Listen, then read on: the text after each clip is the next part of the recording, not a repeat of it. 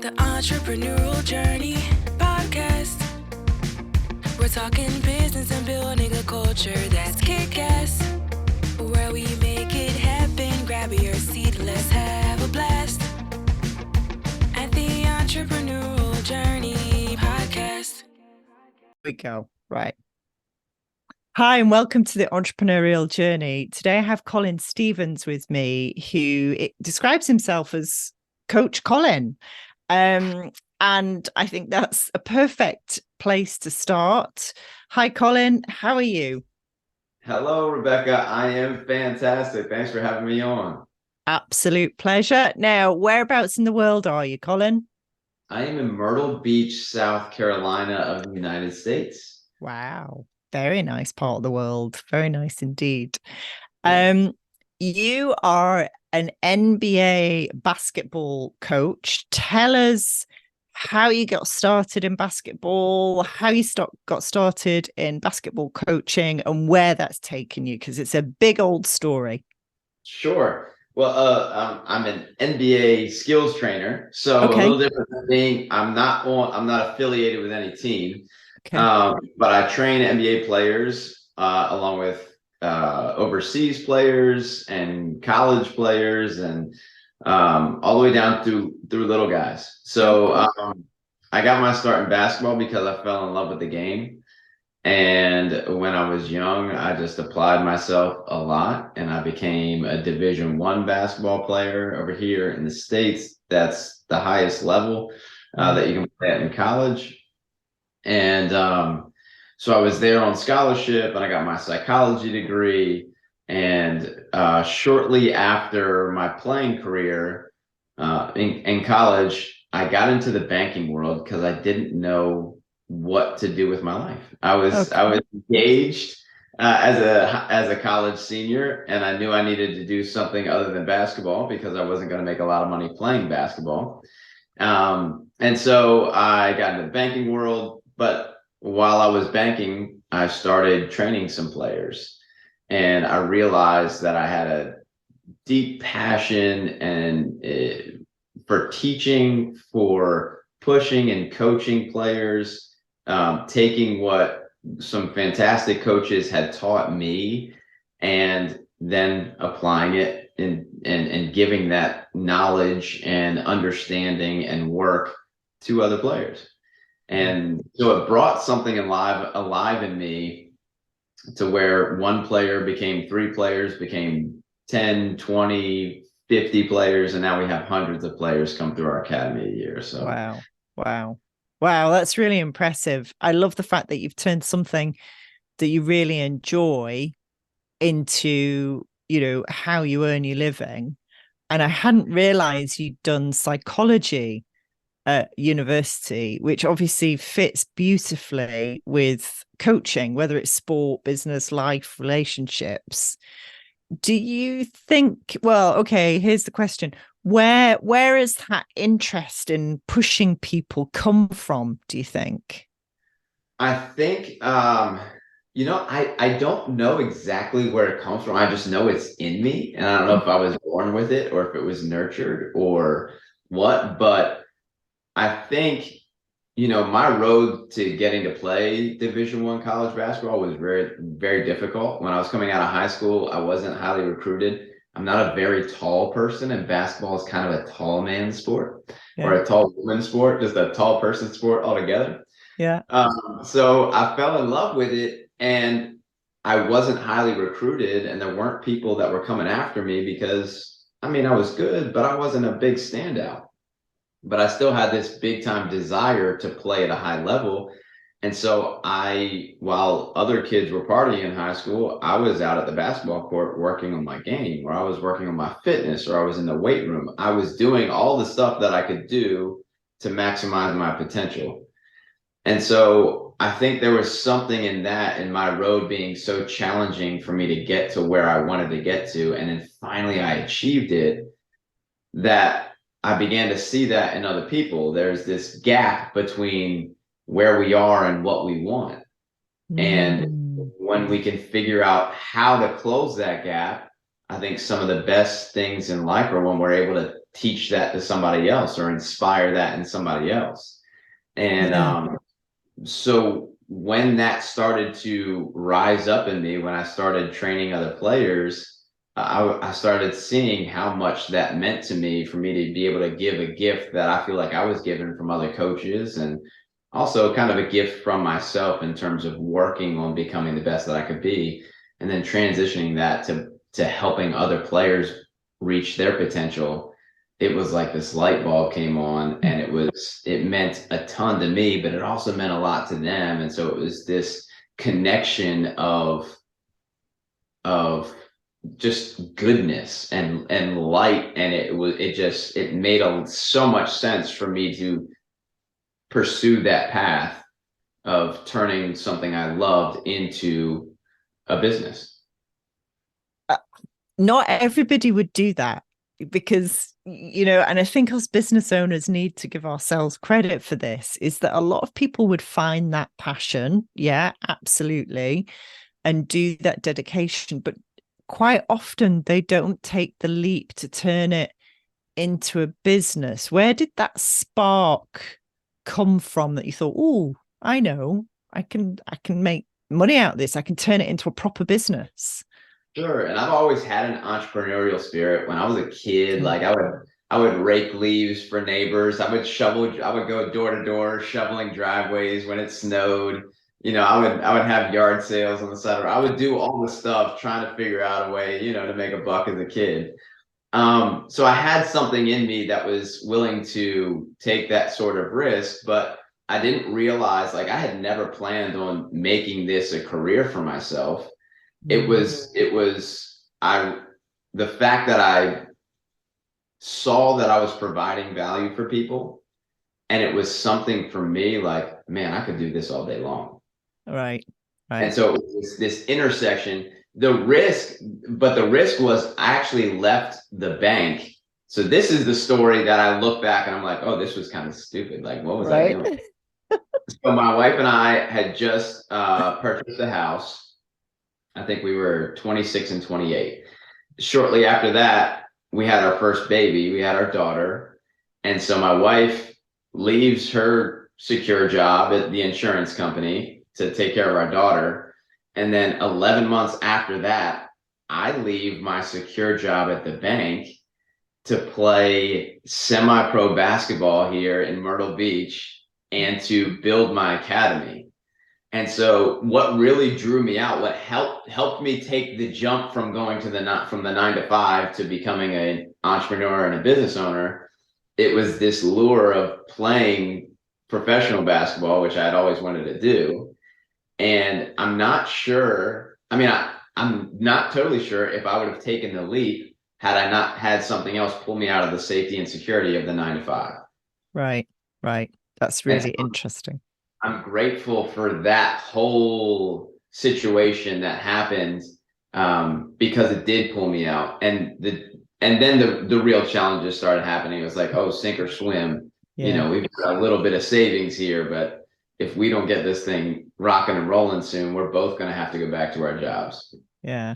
There's nothing quite like a mortgage payment and a small baby to focus the mind, though, is there? That's right. That is right. Sink or swim is not an option. It's only swim and figure out how we can do it. Yeah, absolutely. Oh, that's fantastic. So you've built this academy, and it's pretty well known. Again, we have US listeners, but for the UK, tell us about how important your academy is in the basketball landscape.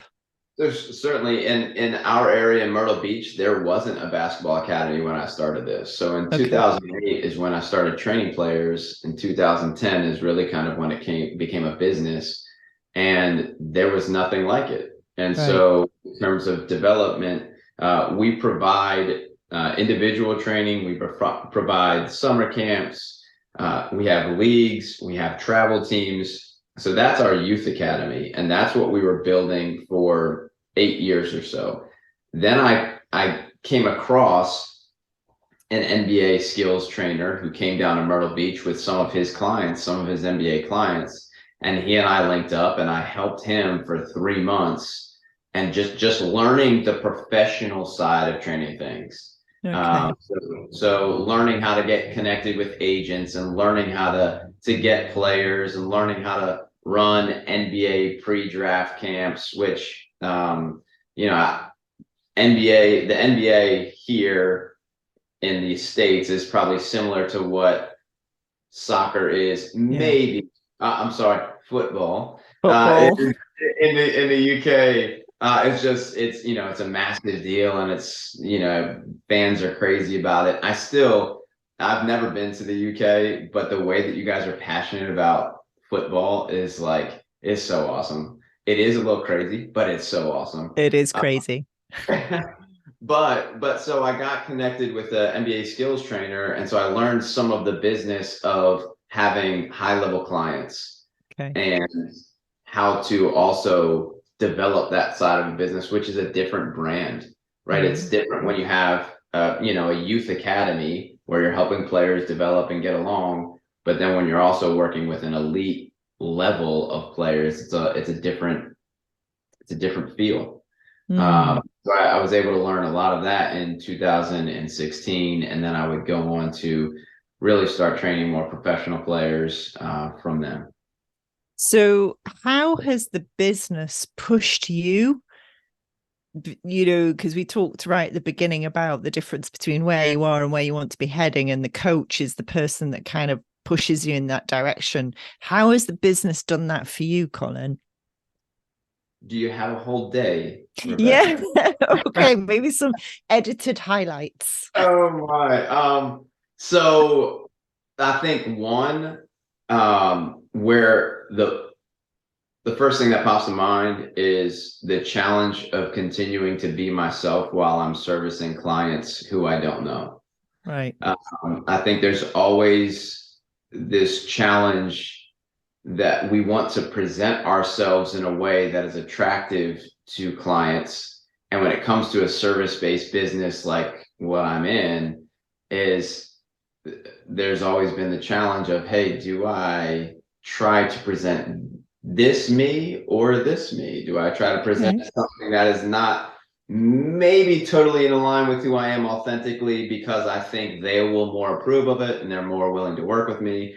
So on a deeper personal level, it's been a challenge for me to stay authentic and true to myself. And if they don't like it, that's okay. They're not the right fit. And so I had to go through that was very much a growing process to where I am now. I'm much more comfortable doing that. But in the early stages, I remember that being a battle almost every day with some of the more elite clients that I had. And then secondly, I would say on a leadership perspective, the challenge has been just to run a business is different than working in a business. So being somebody who services clients is different than somebody who is also managing people and managing payroll and managing marketing and so learning how to really run a business while operating in the business. And now I'm starting to step out of it more so that I can allow my people to do more. So there's this massive growth in terms of leadership and understanding and failing and then learning and holding my head in my hands at night, like what am I doing? And I think, any entrepreneur or business owner that's like has probably been there and commiserate, Yeah, completely. I hear you on the leadership side, definitely, and the authenticity side. Actually, I think when you first start out in business, you're so keen to please everybody, aren't you? And you're so keen to get clients and get to a certain level that I think you're right. I think sometimes you try and kind of squish yourself into something you're not. And then you realize, like, hang on a minute, that's really not working for me because, well, one, it doesn't sit well with you, and two, you end up with clients you don't really like. Absolutely. That's no good. And then the leadership piece, we specialize in We build cultures in business, and one of the part of building that is to work with the owners and founders to put in really strong leadership skills, not only at the board but the senior management team level, because that stepping back from your baby that you've built is so hard, so hard. And it only works, I think, when you've got a great team below you. But then getting that great team below you is really hard work too. So feeling your pain, Colin. Thanks for listening, everybody. Did you know at TriCrest, we've built a kick-ass culture, coach and consultant program. So if you're a business coach or consultant and you're looking for something new, add to your toolbox, or even escape the 9 to 5, join us at our next event. Links in the information on the podcast. See you there. Yes. Oh my gosh. Yeah. And getting a great team below you, you never know when it's going to be the right time. Yeah. And certainly I would have loved my small business to have grown into a, bigger business than it is. But you don't know the timing of things. And that's part of being an entrepreneur is just being on a journey that you're like, okay, well, we're just going to kind of figure this out as we go. And you have to be very open and very optimistic and but also realistic. Yeah. And there is no roadmap, but that's the importance of you and what your team does, and because we do need help in those regards. So yeah. And also the whole purpose of our podcast is so that entrepreneurs realize they're not alone. I think sometimes you think, is it just me that's going through this? No, it's everybody. Yeah. That's right. That is right. Okay, so what I really like about what you're doing now is you're taking all those lessons and you're now using your coaching in, I think you said, life coaching, business coaching, and relationship coaching. How did that transition come about? Yeah, when I look at it, I was working with professional players, and I saw some of these guys, like I'm helping them on the court. I'm helping them develop their skills, their conditioning, getting them in shape and getting them ready for their next job or opportunity.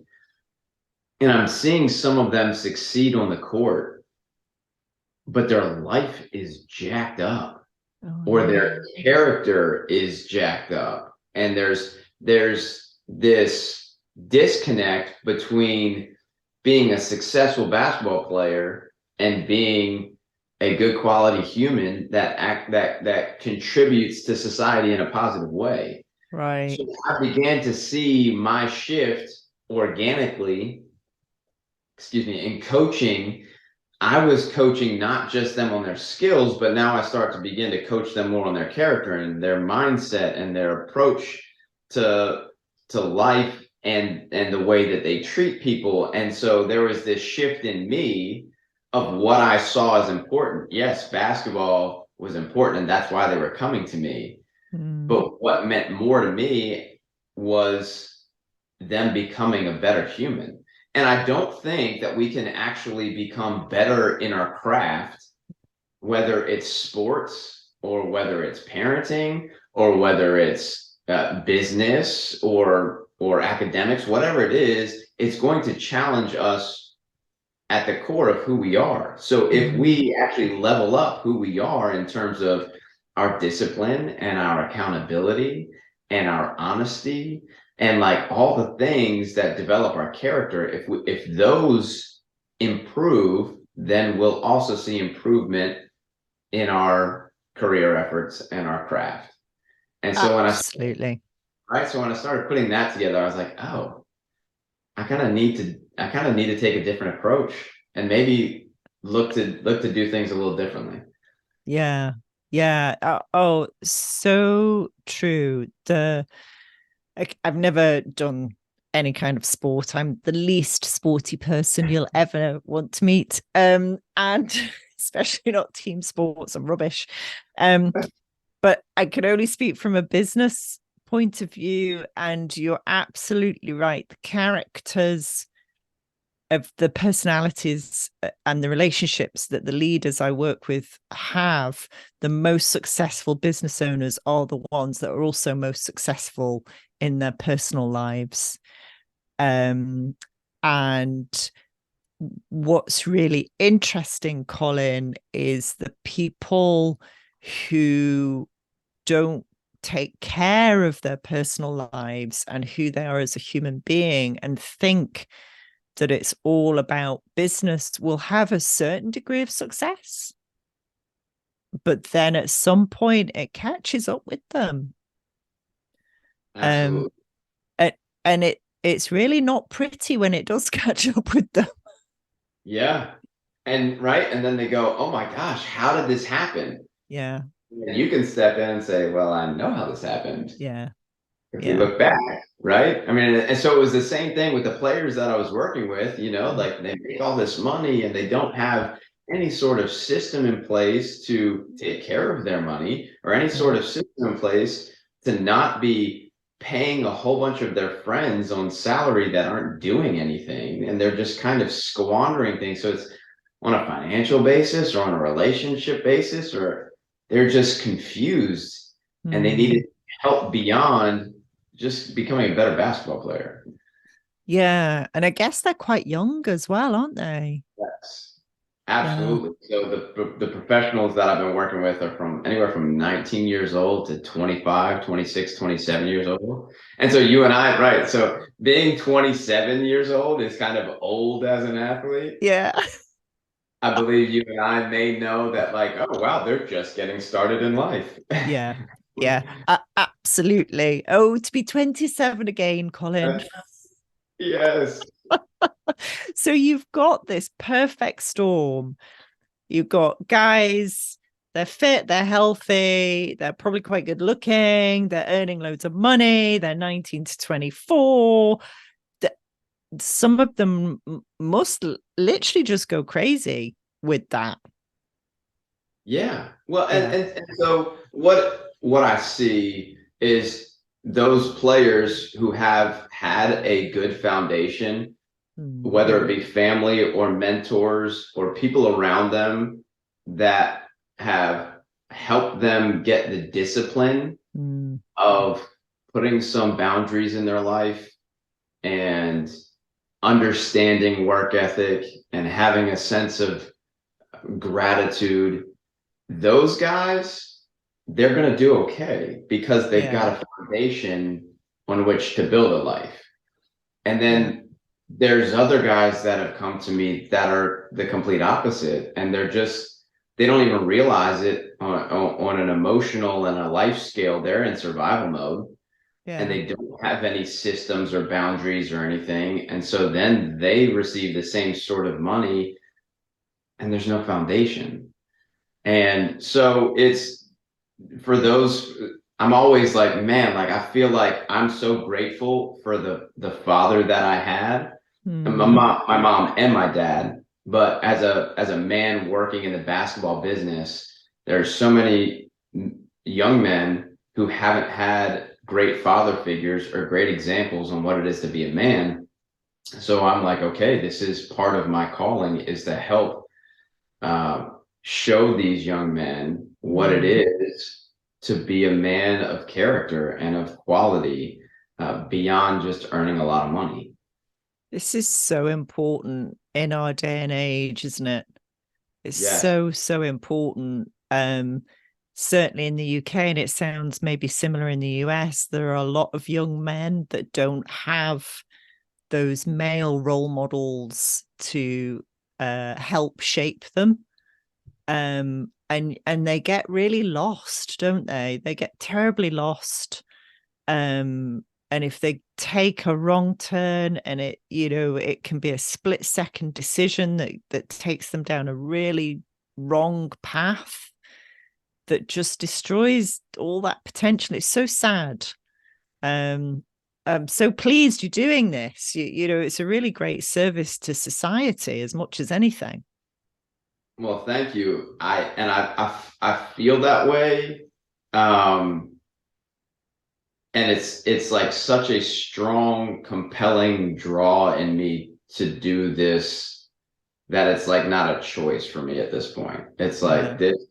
this is why I'm here. Like, and I've got two kids that I absolutely love that, I see my son and I'm like, man, I want to be a great model for him. Like, I don't want to just be here as a dad. Like, I want my son to be great. Okay, then I have to show him the path of that, right? But then there's so many of these other players and guys that are involved in my basketball academy that are coming through that they don't have anything like that. So if they can just get a glimmer of light and a glimmer of hope, and some of these guys, they're so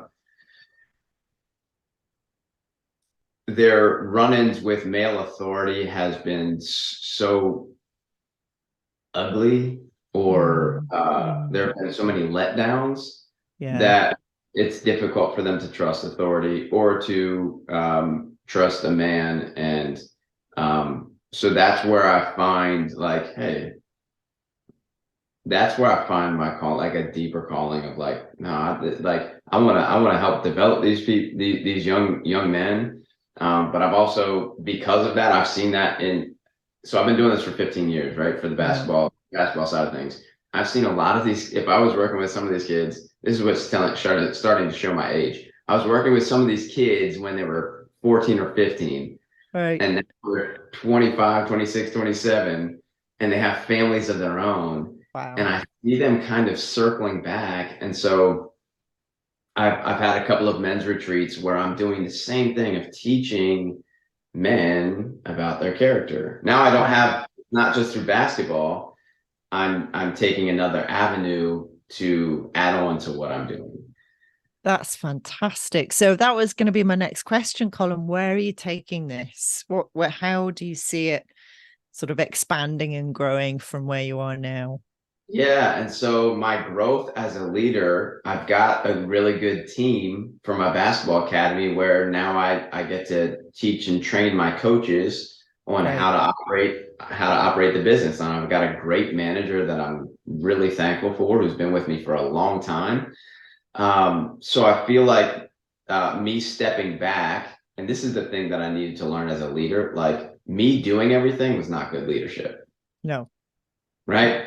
God, it took me so long to learn that. So me finding the right team and then pulling back and then like allowing the space for them to grow is much better leadership. It's harder to do, but it's much better leadership. So now I've got that. So for the past couple of years, I've held some men's retreats, and now I have a group that meets once a month. In terms of just really what it is it's an emotional education, a character building, personal development for men in a sense that is for open to anybody. So I take out the athletics part of it, right? So we're not pigeonholed into that. But I think there's so many men that are running around having no idea how to do relationships right. Right. No idea where they're going in life. They're just trying to get through it and they're just trying to survive. And so I found like, wow, like these men also need help in their relationships and their marriages and their goals and their destinations. And so now I feel like I have even more of a broader platform to be able to make an impact. Oh, that's wonderful. I think that's amazing. I have a son and a husband and a brother. And I see my son's 22 and he has a really good group of friends that he can share his feelings with and, his problems. And he has a mum who will listen. And, my husband, it's really interesting. He gets that through his golf. Yeah. Yeah. So the guys, they play golf, and while they're playing golf, they're talking about all kinds of things, but they're Sure. talking. That's the point, is they're talking. Yes. Yeah. And it's fascinating to see how men access that outlet. And sometimes if they've got no outlet, then a retreat, coming to somebody like you, perfect. I think that's fantastic. And that's the thing is really what we're looking for. And we may not know it, is just a community. It's just Yeah. it's a tribe. It's people who care about us and we can care about them. And in our society here is it's very individualistic. You can have your phone and you can just be totally separate from everybody and still feel like you get what you want. Carry on. Go for it. We lost you there for a minute, but we're back now, Colin. Go for it. Awesome. Yeah. So I was just alluding to the fact that our societies are so individualistic now, and it's almost like we're told not to need anybody. Woman, you don't need a man to provide for you. Great. Man, you don't need a woman to make you happy. And it's all this like, hey, just do it all on your own. And we are social beings. We were meant to be connected. And that's where we find more fulfillment. Yeah. You hear so many stories of success when it's shared with other people, like it's an awesome ordeal that impacts so much. And then some people achieve success on their own, and it's so lonely that they don't even really celebrate it. I know. And so to me, it is helping men understand that community and connection is good, that they're not supposed to do it on their own. That was a belief that I had.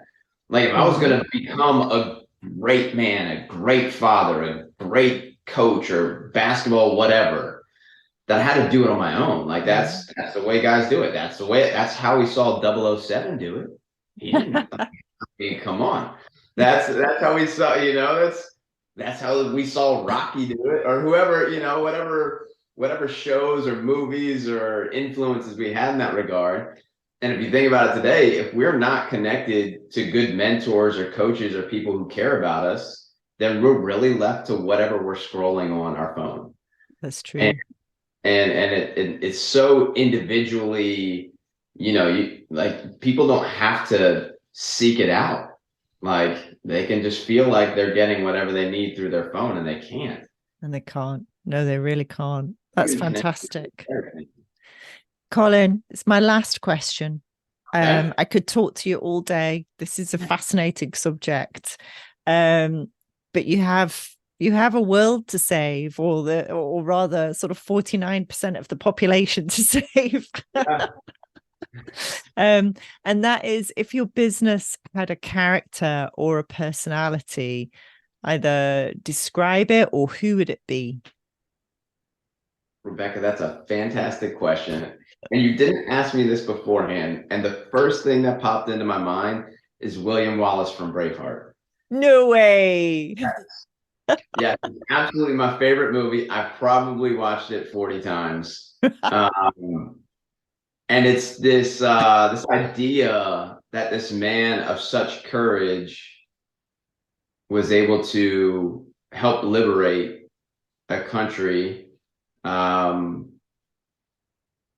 that without the struggle that he had, and I know Hollywood is Hollywood, right? So it's not all factual, right? But is he wasn't so worried about his own, what he would get out of it. He was he was so caught up with the liberation of his people and them not having to deal with the traumatic thing that happened with he and his wife. And so to me, it's like my inspiration is that, like, I can't, if I'm really going to help people, I can't be worried about what I'm getting. Yeah. And if I'm going to inspire another set of men or another generation to do more for others, then I can't be caught up with what I'm getting. Yeah. And so I think if it had to be something like that, it would be William Wallace and Braveheart. My husband is going to be delighted because as a true Scotsman, that is his favorite film. Oh, yeah? Yeah. Oh, my God. Oh man, I can't tell you how many times I actually tried to like talk like I was Scottish. Oh my gosh. So I'm envious. Tell your husband I'm envious of his accent. Whatever it is, it's beautiful in my mind. It's a good, solid East Coast Scottish accent. So he was born in East Lothian, but we've lived in Edinburgh for a long time. Oh wow. Yeah, so yeah, I'm surrounded by lovely Scottish accents. What can I say? That's awesome. Oh, that's fantastic. Right. We're going to put details of how to get hold of you on the podcast notes, which is brilliant. I think what you're doing is absolutely fantastic, much needed in today's world. And just keep doing what you're doing. And thank you so much for your time today, Colin. Thank you, Rebecca. It's been an absolute pleasure. Coming up soon is my interview with Mike Welsh, OBE, founder of Black Circles, and also CEO, president, and founder of Tire Buyer in the US. If you want to know what it feels like the day after you've sold your business for multi-million pounds, listen and find out. Thanks for listening, everybody. Did you know at TriCrest, we've built a kick-ass culture coach and consultant program? So if you're a business coach or consultant and you're looking for something new, add to your toolbox, or even escape the 9 to 5, join us at our next event. Links in the information on the podcast. See you there. The Entrepreneurial Journey podcast. We're talking business and building a culture that's kick-ass. Where we make it happen. Grab your seat, let's have a blast.